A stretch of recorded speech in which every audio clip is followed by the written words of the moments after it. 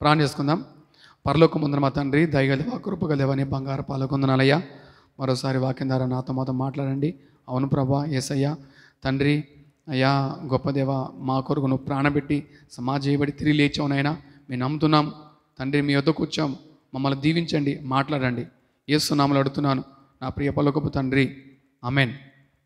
ఒక దినాన ఒక యంగ్ రిచ్ మ్యాన్ అండి యేసు వద్దకు వచ్చి, యేసు ప్రభువా, నిత్య జీవము పరలోకం వెళ్ళాలంటే నేను ఏ మంచి కార్యం చేయాలని ఆ వ్యక్తి అడిగినప్పుడు యేసు ప్రభువు అక్కడ చాలా విషయాలు చెప్తారు. దాని తర్వాత అంటాడు ఆఖరిలో, నువ్వు వెళ్ళి నీ ఆస్తిని అమ్మి బీదలకి ఇచ్చి నన్ను వెంబడించు అన్నప్పుడు ఆ వ్యక్తి నచ్చక అందరి ముందు బయట అందరి ముందు అలా వెళ్ళిపోతుంటాడు. అప్పుడు యేసు ప్రభువు తను చూసి జనాలకి ఒక ఇన్ఫర్మేషన్ చెప్తాడు. చూడండి, ధనవంతుడు పరలోక రాజ్యం ప్రవేశించుట కంటే సూది బెజ్జంలో ఒంటే దూరట సులువు అంటాడు. అప్పుడు ఏం ప్రభువా, అలాగైతే ఎవరు పరలోకం వెళ్తారు అన్నప్పుడు యేసు అంటాడు, అది మనుషులకు అసాధ్యం కానీ దేవునికి సమస్తము సాధ్యం అంటాడండి. అంటే ప్రభువు చెప్పే ఉద్దేశం ఏంటంటే, కొంతమంది ఎలా ఉంటారు, ధనమే ప్రపంచం, ధనంతో అన్నీ చేసుకుంటాను, ఇంకా ధనం ధనం ధనం పరిగెడుతుంటారు. అటువంటి వారికి పరలోకం లేదంటాడు అనమాట. ఎవరికి అంటే ఆయన యందు విశ్వాసం ఉంచిన వారికి, ధనంపై కాకుండా ప్రభువుని యేసుక్రీస్తు వారి యందు విశ్వాసం చూపిన వారికి పరలోకం కంపల్సరీ. ఎందుకంటే ఆయన అందరి కొరకు ప్రాణం పెట్టాడు కనుక, నీ పాపాలు క్షమించబడతాయి కనుక.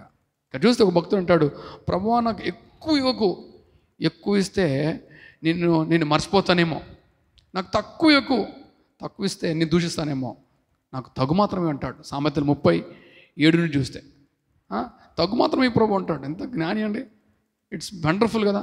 ఇంకా చూస్తే మన జీవితంలో ఇద్దరు యజమాని ఉండకూడదు, ధనము దేవుడు ఒక్కడే యజమాని, నువ్వు ఒక్కరికే దాసుడుగా ఉండాలి. ఇద్దరు అంటే కుదరదండి. ఇద్దరు కొంచెం చాలామంది అలా జీవిస్తున్నారు, అలా ఉండకూడదని వాక్యం తెలుస్తుంది. మన యజమాని అంటే ఆయనే. 1 తిమోతి 6:17 చూస్తే అస్థిరమైన ధనంపై మనసు ఉంచకుండా సమస్తము ధారాళముగా దయచేయు దేవుని అందే మనము నమ్మకం ఉంచాలని అక్కడ వాక్యం రాబడిందండి. ఆయన సమస్తం ధారాళంగా ఇస్తాడు. ఈ లోకపు ధనం అన్నీ ఇవ్వలేదండి, ఆయన అన్నీ ఇస్తాడు, ధారాళంగా ఇస్తాడు ఆయన. ఇంకా చూస్తే ధనం నమ్ముకున్నోడు పాడైపోతాడని వాక్యం తెలియస్తుంది.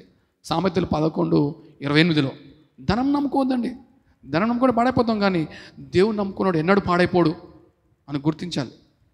ఇంకా మనము లేఖన భాగంలో గమనిస్తే అండి, లేఖన భాగంలో మనం గమనిస్తే మత్తయి సువార్త 13:22 చూస్తే వాక్యం వింటాం మనము, ఆ వాక్యము ఫలించట్లేదు. ఎందుకంటే ధనాపేక్ష, ఆ ధనాపేక్ష, ధన అనే మోహము ఈ వాక్యం అణిచివేస్తాయి. ఆ ముళ్ళు అణిచేసే ముండ్లాగా దేవునిపై చూడకుండా లోకం వైపు చూసేలాగా, లోకంపై ఆధారపడేలాగా దారి చేస్తుంది. సో ధనాపేక్ష చాలా బ్యాడ్ అండి. ఇంకా చూస్తే 1 తిమోతి 6:5 చూస్తే ధనాపేక్ష సమస్త విధమైన కీడుకు మూలం, దాన్ని ఆశించి అనేకులు విశ్వాసం తొలిగిపోయి భ్రష్టులు అయిపోయారు ఉండదు. సో ధనంని ఎప్పుడూ మన జీవితంలో మాస్టర్గా చేసుకోవద్దు, అది కీడుకే దారి తీస్తుందండి. సో మనం చాలా వైఖరి దాని మీద మంచి అండర్స్టాండింగ్ కలిగి ఉండాలి. ఇంకా చూస్తే యెహోవా ఆశీర్వాదము ఐశ్వర్యం ఇచ్చును అని సామెతలు 10:22 రాబడిందండి. ఆయన ఐశ్వర్యం ఇస్తాడు, కానీ నరుల కష్టం చేత అది ఎంత మాత్రం ఎక్కువ కాదండి. ఆయన ఐశ్వర్యం ఇస్తాడు, ఆయన ఇచ్చేవాడు ఆశీర్వాదము ఐశ్వర్యం ఇచ్చేవాడు ఆయనే గనక ఆయన యందు మనము విశ్వాసం ఉంచాలండి. ఇంకా చూస్తే బీదలను కనికరిస్తే యెహోవాకు అప్పిచ్చువాడని సామెతలు 19:17 ఉంది. నిజంగా నువ్వు బీదలను కనికరించి నువ్వు సాయం చేస్తే దేవుడు నీకు ప్రతిఫలం ఇస్తాడని రాబడింది అక్కడ. అదే చూస్తాం ప్రసంగి 11:1 కూడా. అలా కనికరించాలి. ధనమును బీదలకు అక్కర్లో ఉన్న వారికి ఎడల మనం సాయం చేయడానికి దేవుడిచ్చిన ధనాన్ని వాళ్ళు వాడాలి. ధనము నీ ధనవంతుడు అయిపోవాలి, నీ గొప్పవాడు అయిపోవాలంటే అది రెక్కలు కట్టుకొని వెళ్ళిపోతుందంట. ఆ ధనం చాలా జాగ్రత్తగా ఉండాలి. చాలామంది జీవితంలో దేవుడు ధనం ఇస్తాడు, కానీ ధనం ఎడల వాళ్ళకి తృప్తి కలిగి లేరు. ఇంకా ధనం కావాలి. నిజంగా అండి, దేవుడు ఎన్నో ఇచ్చాడు మనకి. చాలామంది 3 పూట్ల ఆహారం తినట్లే, ఒక్క పూట కూడా తిని బతుకుతున్నావు చాలామంది ఉన్నారు. నువ్వు 3 పూట తింటున్నావు అంటే నువ్వు ధనవంతుడు. చాలామందికి 2 జతల బట్టలు లేవు, ఒక జత ఉంది. నీకు 2 జతలు కలిగి బట్టలు ఉన్నాయంటే నువ్వు ధనవంతుడవు. చాలామంది రోజు స్నానం చేయట్లేదు, నీళ్ళు లేవు. నువ్వు రోజు స్నానం చేస్తున్నావు అంటే నువ్వు ధనవంతుడవు. నువ్వు రోజు మంచిగా నిద్రపోతున్నావు అంటే రూమ్లో ధనవంతుడవు. చాలామంది ప్లాట్ఫామ్లో చెట్ల కింద ఉంటున్నారండి, నువ్వు ధనవంతుడవు. ఇంకా నువ్వు ధనవంతుడు ఏంటి తెలుసా అండి? దేవునికి విశ్వాసం ఇచ్చాడు, వాక్యం వినే కృపనిచ్చాడు, వాక్యం అర్థం చేసుకునే జ్ఞానం ఇచ్చాడు, ఆయన ఆత్మను అనుగ్రహించాడు. ఎంత గొప్ప భాగ్యం! ఆయన సన్నిధిని అనుభవించే కృపనిచ్చాడు. తండ్రి అనే భాగ్యం నీకు ఇచ్చాడు. నువ్వు పరమ తండ్రి అంటున్నావు. నువ్వు ధనవంతుడవు, ఎవరో కాదు, దేవుని నమ్ముకున్న నీవే గొప్ప ధనవంతుడవు. మత్తయి సువార్త 6:33 చూస్తే 6:33లో మొదట నా నీతిని, నా రాజ్యాన్ని వెతుకు, అన్నీ ఇస్తా అంటాడు ఆయన.